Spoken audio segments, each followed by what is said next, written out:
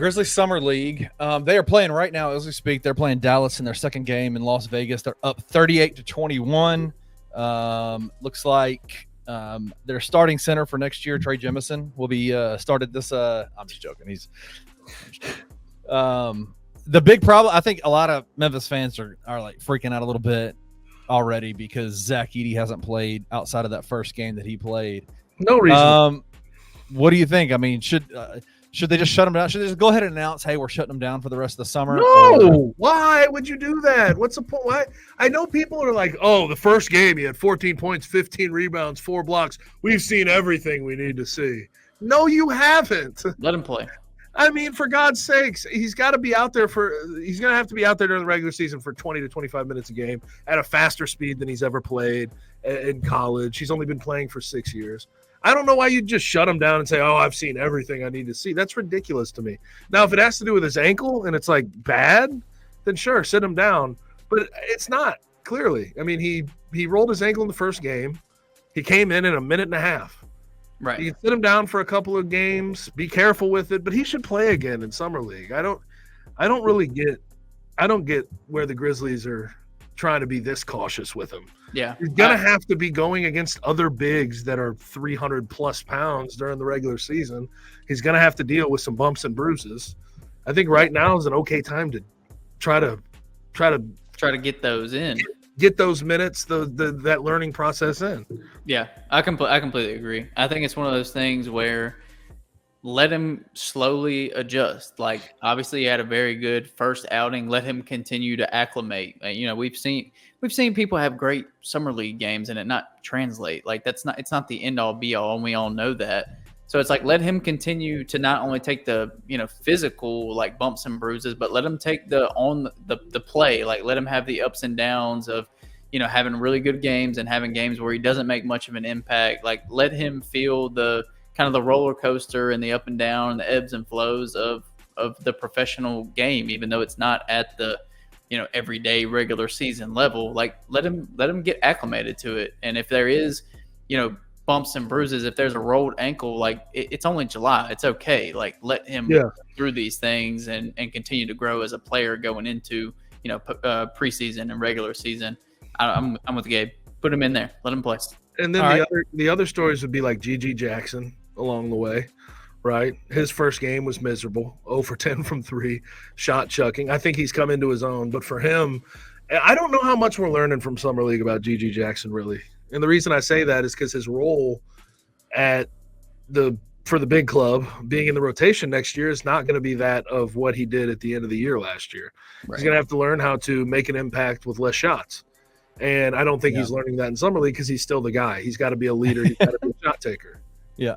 I think what they wanted from him more than anything was just to be a playmaker, right? Like you be a playmaker. And unfortunately, I don't think we're seeing a lot of that right out of him right now. We're seeing a lot of shots, which is fine, but that's not what, I think that's going to be his ceiling, I think, is what is he able to do playmaking wise? Can he produce shots for other players when he's out there? Like, can you lock in defensively? Yeah, can you lock in defensively? But let me ask you this. The storylines that are coming out of a little bit, I think, are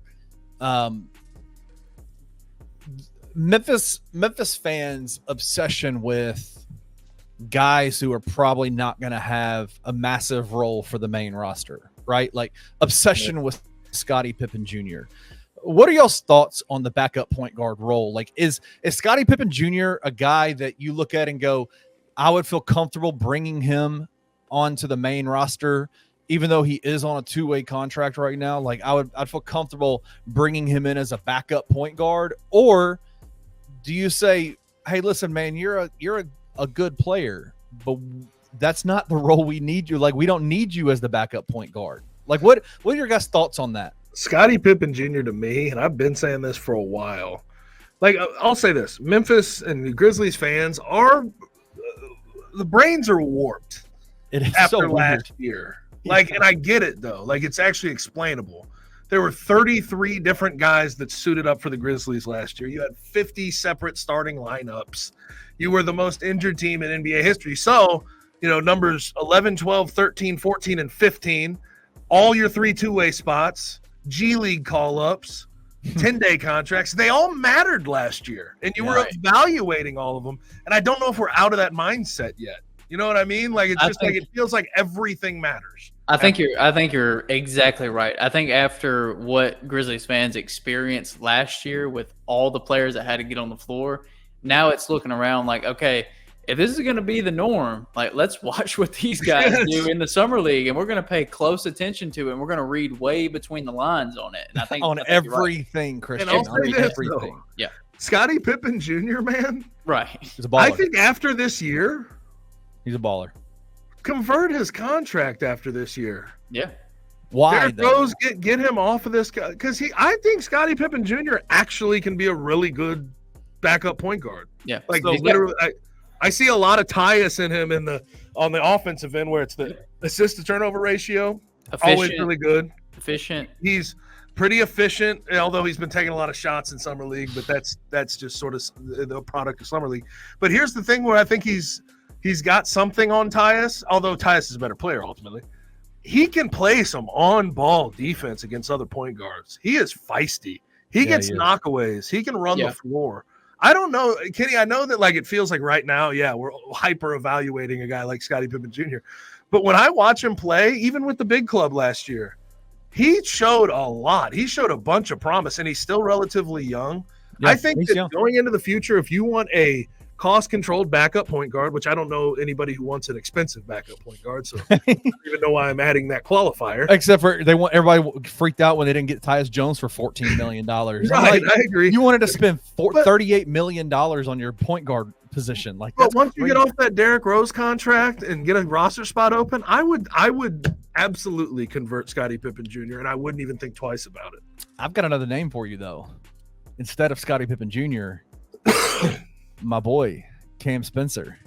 Oh, I love. What do you guys think, dude? Have y'all seen him? I'm obsessive about the guy, man. I was thinking about this the other day. Like Jalen Wells gets the active roster spot because they want to develop him because he's 20. But I almost think Jalen Wells would be better served on the two-way so he could play games. Yeah. On a G League roster that's going to need him. Yep. Like Cam Spencer's 24 years old. He is who he is. I don't know. I mean, I'm not saying they did it backwards and that I'm like offended by it and I think they did this whole thing wrong. But like if you sort of read between the lines there, it kind of would make more sense to have Cam Spencer on the active roster and Jalen Wells as two-way. But I'm not gonna upset the apple cart with that take. I'm a big Cam Spencer fan. I love the way he plays, and he's automatically like you just know what you're gonna get from him. He's a dog, bro. He can shoot the ball well from the 3-point line, and he's a dog defensively. Like it's pretty incredible. And he's good on ball too. He's not bad on ball. Yeah, he's got that combo guard ability that you're just like, damn, man, he can do a lot of things on a basketball floor. Yeah, it's very obvious how much time he spent at the collegiate level and how well coached he is, and that he's rarely out of position. He does a lot of things well. Right now, he's 11 points, 5 of 7 from the floor. And we were talking about Scottie Pippen Jr. He's got 12 points and 6 assists and 6 of 8 from the floor. So, yeah. But do y'all hear me on that Jalen Wells, Cam Spencer thing at least a little bit? I mean, because I understand you, because it's like if something happened and you needed one of those guys to play, wouldn't you rather it be Cam Spencer than Jalen Wells, just knowing how experienced he is? I mean, I think so too. But I guess it could still be that guy, but he'd have to be on a game restriction or whatever. Right. But also, I like the practice part of this whole thing. It's like, are they like Jalen Wells, since he's not on a two-way, I mean, can he be optioned to the hustle and play with them? Like, how does that work? That's my question. I think he can be, but I don't. Well, I wonder how much he's going to do. Yes, I'm sure he can be. I think a guy like that at 20 years old would be better served than Cam Spencer at 24 to play a bunch of G League games. I agree with that. But maybe that's something that they had to talk about with the age. He got picked at 39, and he was. Right. Some people even had him late first round, so maybe they had to talk with the agent and be like, dude, he's got to get an active roster spot or don't even take him. Yeah. So, hey, it's interesting. It is. I will say this, kind of bring it back to the Tigers for a second. It's been kind of sad to see DJ Jeffries not get any run whatsoever for this Grizzlies Summer League team. Like, Christian, me and you covered DJ back in high school. Yeah. Has his God, I want this to sound as respectful as possible, but has his lack of growth as a ball player kind of been as surprising to you as it is to me? Like, just a lack of like developing skills, like adding to his skill set. Like, it just seems to be, he seems to be the exact same player he was at Olive Branch. Yeah, I mean, I don't disagree, and like you said, it's not like a disrespect thing. It's just an objective viewing of what's happened throughout his career. I mean, at one point, he was a 5-star and the number one or number 2 overall player in the country. Top 5 player in his class. Yeah. I think his junior year, coming out of his junior year, he was a top 5 player in the country. And kind of fell off a little bit. I think he ended around most places around 45, 50, some places maybe in the 60s or 70s. But he was always a highly ranked player. And it was like, if you can continue to develop him and get the things out of him that he has, I mean, he can be a pro player. And it never really materialized. Even when he transferred to Mississippi State, it's not like he really added much to his game. He kind of was just a role player there. Like, he wasn't a superstar at Mississippi State. He just kind of did his thing. I think he did a little bit more of the dirty work at Mississippi State, rebounded pretty well, but I think he added some defense to his game. Like, I think he became one of their better defenders. I think you were talking about more offensively. 100% offensively is what I'm talking about. Because the potential was unlimited when he was coming out of high school. He never used his physicality at the rim. I never understood that about him when he was at Memphis. And I think that carried over to Mississippi State.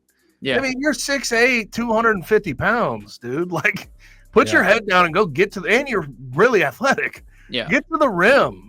Embarrass some folks. And he never really took that contact at the rim very well. Yeah, and not to be like too skeptical, but I don't think he ever reached the peak that he reached towards the end of his freshman year before he hurt his knee. Because before he hurt his knee at the end of his freshman year, like, he was well on his way to being a superstar.